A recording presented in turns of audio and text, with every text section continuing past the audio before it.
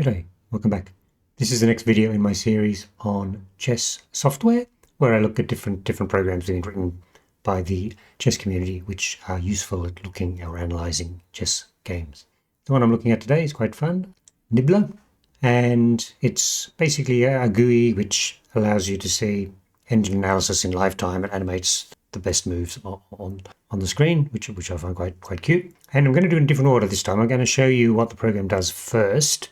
And then after I've done that, I'll show you how to get it built, because obviously the whole point here is I'm trying to sort of demonstrate how easy it is to build some of these programs yourself from source code, and then you can nibble away at them as much as you like. This one though is in JavaScript, so it's not a language I'm particularly familiar with, so it's a little bit different than some of the other ones which I have been looking at. Okay, so what I'll do, let's quickly go to the capture screen. Let's just show you how it works first. Got this strange command to actually run it. It uses Electron, which is sort of a package which uses node.js. I'll explain some of those other things later. And this is what you get. You get the GUI screen, and then over the right-hand side, you've got the engine analysis. Now, so this is usually be designed for working with Leela, but it works with Stockfish as well. So if you understand Leela is normally giving back the best lines and a percentage win, 50%, 60%, and so on. Stockfish also sending a text file back to the GUI, but obviously the Stockfish one tends to be the centipawn advantage of the different lines. Obviously, you can convert from one to the other, roughly speaking, and basically, so that's what the program's doing here. You can see halted at the moment. See, it's halted. So set up Stockfish, normal sorts of things. You can set up the number of threads you want to use. I'm using one, and you can set the hash size and a number of lines you want to see. So actually, it seems to. I read something which said that Nibbler can only handle one, but seems to handle 5 lines, no problem at all. And we'll just run with those parameters and just click up there and it starts analyzing straight away. And you can see what it's doing. It's just telling you what the win percentage, estimated win percentage for all the best 5 white moves are. The longer you leave it on the position, the deeper the analysis gets. You can see how many nodes it's analyzed there, 16 million nodes, and that's basically what there is to it. And it's quite good when you step through a game and you can sort of see the development of the estimate through the game. So luckily I have a game. I've just done the video on Gukesh versus Aronian. So let me open a PGN. There it is there. Select. PGN loaded. It stopped the engine, so let's start the engine again. Right, start the game. I'm going to go just quite quickly. I'll stop at a couple of points which are important, and we'll see. There's a little timeline for you. You can really see, you can see to understand what was happening during the game. So we will just move forward using the arrow key. Obviously, it's 55% for white, so it's going to be 45% for black. And you can see that the best line is blue and the worst line is red. Okay, so continuing through, nothing dramatic so far. Keep on going. And you can see a little line is drawing. So basically, at the moment, this is just very standard. Looks like Queen's Indian, nothing dramatic. White's win percentage still low 50%, which is what you would expect.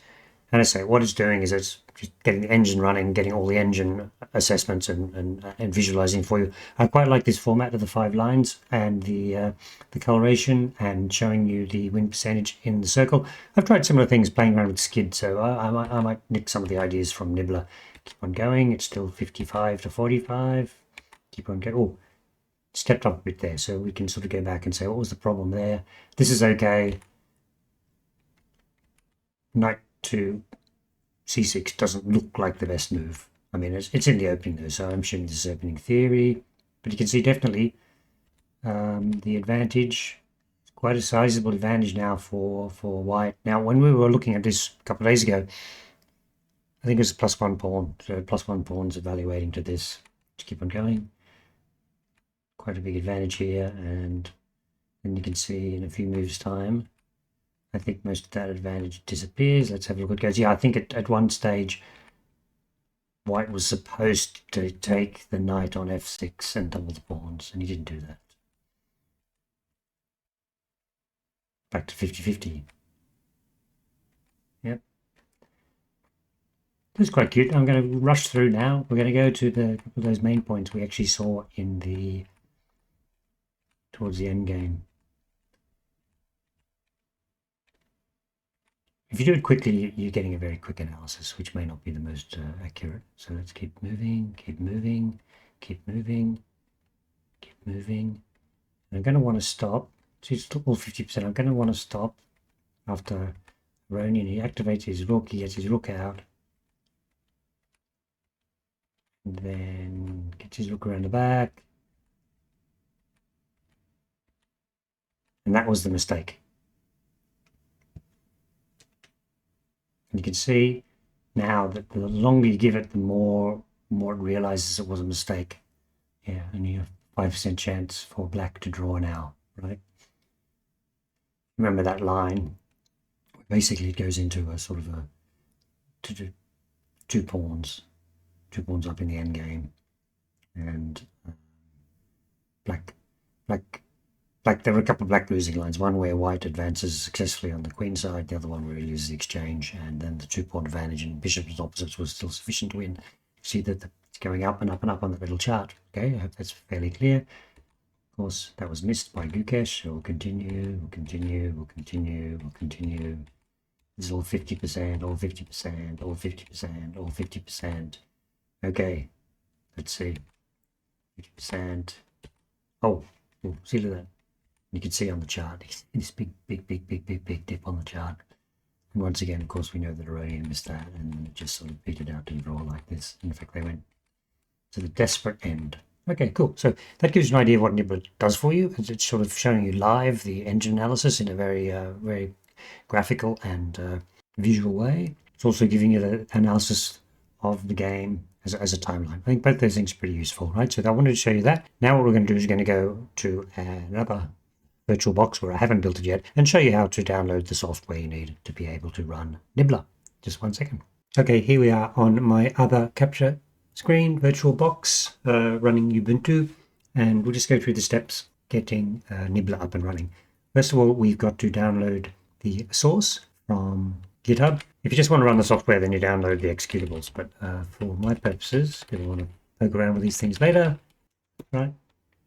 Now we'll do ls again, and we can see there is a Nibbler subdirectory. Let's just go into that. We need node and so on, right? And I believe it's not on this machine, so we don't have node. Install, yes. Install everything.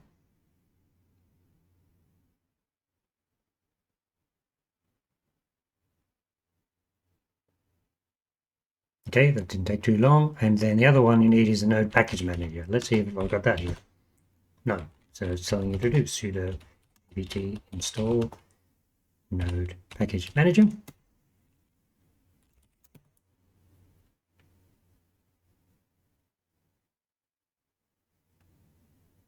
This looks like it might take a while longer, so I'll cut this bit out.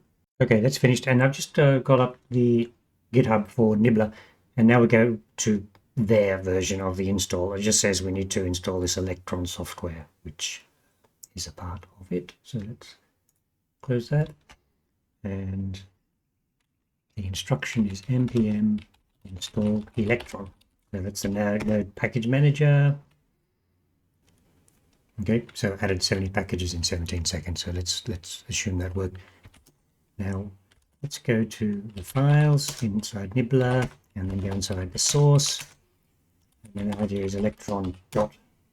Okay, so sorry about that. What you actually needed to do was include the -g command for global install. So I should have done npm install -g electron, because all it meant was that I didn't have that in the path.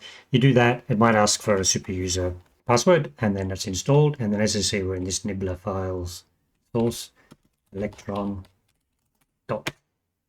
Okay, so that's the next thing you need to do. It really likes running in sandbox for security reasons, but we're just going to do this to get around it, and there it is. Let me just see if that is viewable. Okay, good. So that's what we had up before. I'm going to move that over there and move that there. I'm going to just do something. I'll just quickly close that just to show you.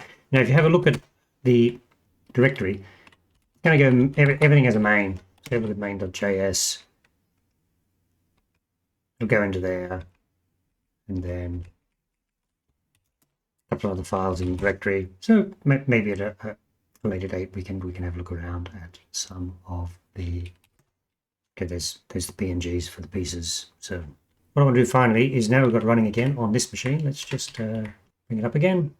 And we'll go through this setup project. Engine not found. Okay, so I'm just going to have to remember where I put the engine. Let's go and find it. Okay, you can see it in the home, stockfish, and then source, and then stockfish. Okay, let's go and find that.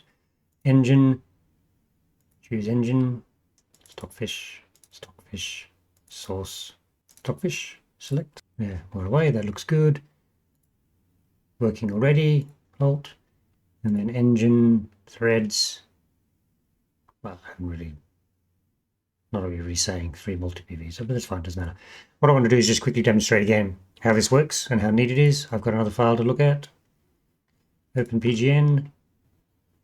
So this should be Fischer Spassky or Spassky-Fischer, game 1. Let's go to some interesting position later on. About there. Okay, so let's get the engine going.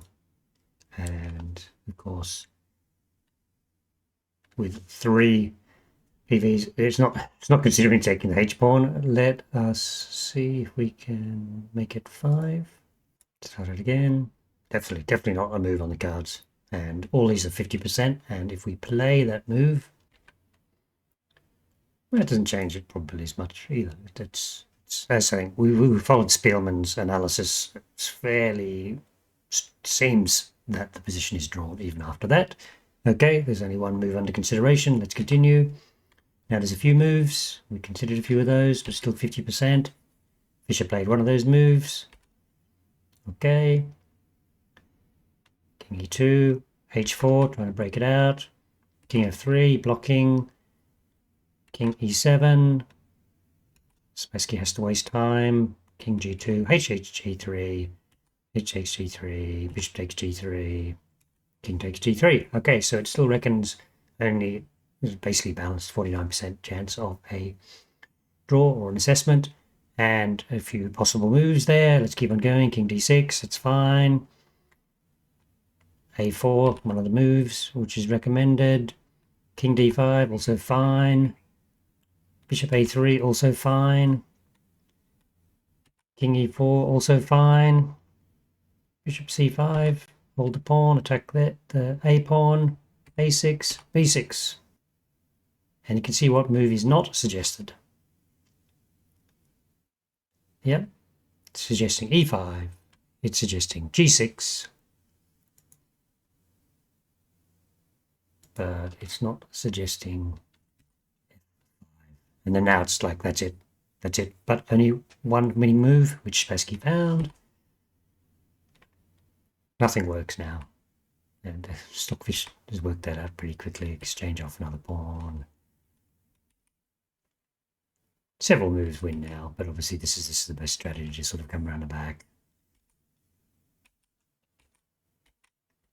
I'm not going to go through the full game. I've done a video on this already, and the game is over at this point. Just wanted to show it in Nibbler. Nibbler, it's pretty good. You can see this chart over here, little line showing that the real blunder that was F5. Okay, good. So I hope you enjoyed that. We had a quick look at Nibbler, what it looks like on the screen, putting the engines in, and I've shown you how you build it using the sort of the node and the node package manager on a Unix system, so that you can Linux system, sorry, so that you can play around with it at your leisure. Hope you enjoyed that. Thank you very much for watching.